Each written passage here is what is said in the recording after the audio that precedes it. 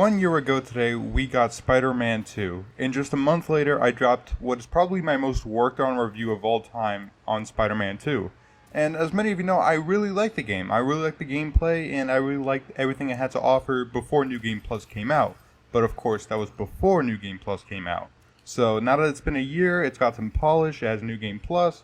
I just thought it would be nice to revisit after a year, especially after all the news we've gotten about the no DLC, the PC port coming on January 30th, I thought it would be an appropriate time to come back, revisit the game, and see if I was really right about the game, and talk about New Game Plus basically. So this is going to be a revisiting on Spider-Man 2.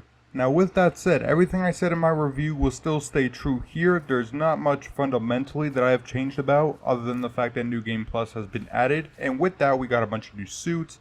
The symbiote got a couple of changes here and there. There are a bunch of bug fixes. Other little things here and there throughout the year for quality of life improvements, which is always appreciated. So, New Game Plus and all that, great changes.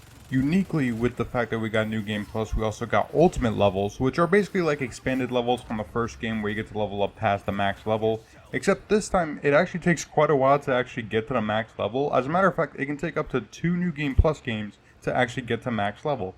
This is a cool idea, but I do wish they added more side content to actually make it easier, as you can replay missions now, which is appreciated of course, but it doesn't give you enough XP to really level up to those extra levels to get the extra bonuses.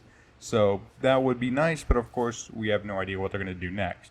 And addition of this, we also got a bunch of bonus suits that have been added in for free. Some of these suits look kind of cool, but others just look pretty lame to me. Honestly, I don't think it was really worth waiting for those suits. We did get the Into the Spider-Verse suit, so that one is appreciated. The one that matches with Miles' suit looks really good. So with those two suits, we have a matching duo of Spider-Man, Miles Morales, and Peter Parker. It looks really good. Really glad they added that in with the New Game Plus update. And that's a lot of what the New Game Plus has to offer, really. It's just adding in the extra levels, the new costumes, and that's pretty much it.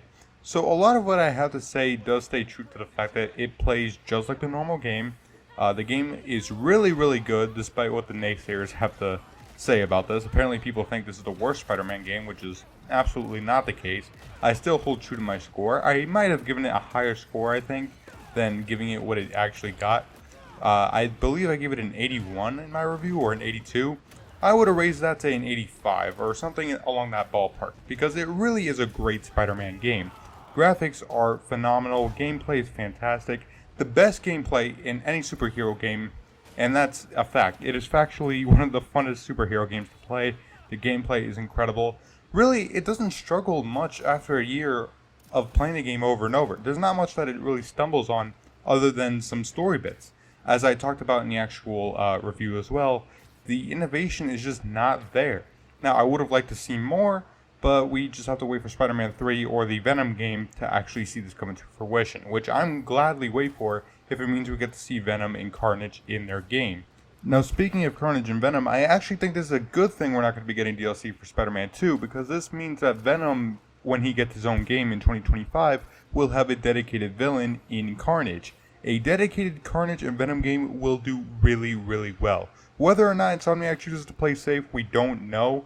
But the fact is that if it's a dedicated villain with Carnage, that will do much better than being a villain that will be stopped in about 3 to 4 hours of a DLC.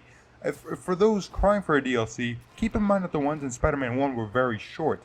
So if Carnage was relegated to that, I guarantee you it wouldn't be nearly as good as him being in an entire game. Now, Venom isn't going to be a crazy long game, but it's still going to be much longer than a DLC. So I think it actually did age well that Carnage was teased in this game, because it does mean we're going to get him sometime in the future. So I really do want to see Carnage come back, and I actually really enjoyed that storyline in the game. If we got more of that, that would be appreciated. We did get Chameleon as well. So a lot of these things did age well, regardless of the DLC being quote-unquote cancelled. It still means we're going to see them in the future. I'm willing to bet we'll see Carnage in the Venom game. I'm willing to bet to see it. And that will be much better as a whole game than having him as a DLC. And I can't forget how much fun it is to play as Venom himself in Spider-Man 2. The fact that you can replay that mission is just a joy, and I absolutely love replaying it over and over again because of how fun it is. Really, that's what describes a lot of this game to me over the last year. It's just pure fun. It is a pure Spider-Man game for the fans. Really, the fact that the symbiote is unleashed not to the extent that I would like, but the fact that you can still play around with it with Symbiote Surge, Symbiote styles that they added in with the new symbiote suits as well, they all look really, really good. We still don't have the spectacular symbiote suit, which I think is a huge miss. But regardless of that, I think the symbiote has aged well for what it is anyway. Of course, it wasn't as great as we wanted it to be, but it was still really good. And the fact that over the last year I've just been able to play that with the symbiote has been refreshing. It's been a ton of fun. So a lot of Spider-Man 2 has just been pure fun for me, and I can't wait to be playing it for the next few years until Spider-Man 3 or until Venom. Once Venom comes out, I will be hopping on that immediately. So just a lot of pure fun with this game, and I think it's aged well. I don't think it's aged poorly as a lot of people would say it is, or the cry on Twitter about how no DLC, how this game is garbage. No, this game is excellent. Sure, it's not as great as it could have been. Maybe it could have been a much better game, but it was still a solid 8 or even 9 out of 10. It was an excellent game, and just with few flaws here and there that you can nitpick at, really. With some, of course, story flaws in there. But as an actual game to play, it has been a ton of fun. And really, the last year has aged really well for Spider-Man 2. So, my score for it, being from the last video around an 82, I believe around there, I think I would raise it to an 87. I think I would add in more in terms of gameplay. Gameplay is excellent, so I would max that out. For story, I think it still remains the same. Innovation is about the same, maybe a little more, maybe a little less. I don't exactly remember what my score was on that one. That can remain the same. Really, the content here is really, really fun. Really, I should have added more on the content part because there is a lot of fun content here in just terms of pure gameplay. The melee combat, the new swinging, all of this has aged much better than Spider-Man 1, or Miles Morales for that matter, and the fact that swinging and just going through the city is significantly better. A lot of it is just better than Spider-Man 1 and Miles Morales, and it has aged really, really well. Regardless of story, the actual gameplay where you're going to be coming back to is much better off now than it would be, let's say, in Spider-Man 1, where the swinging is significantly slower, the gameplay is a little more slow, a lot more slow paced, whereas here it's much faster, and of course you have many more abilities at your disposal. You have New Game Plus now. You have a whole lot of new things now that really stack up in Spider-Man 2 to make it a better experience than it was at launch. Of course, there are some things that should have been there at launch, but we got them now, so this is a 1 year later video, so I will discuss those as, 1 year later we actually got those things, Changing Daylight, New Game Plus, like I said. A lot of these things added in the year later has been excellent. So, yeah, it's aged really, really well. I think it's aged better than other games. I think it's aged better than Spider-Man 1 in the sense that it actually got a lot more gameplay value for single player, for replaying the game over and over. You get a lot more replay value in here. The combat, of course, the traversal, really everything has just improved. Nothing has gotten worse, and I can't wait to see more Spider-Man from Insomniac.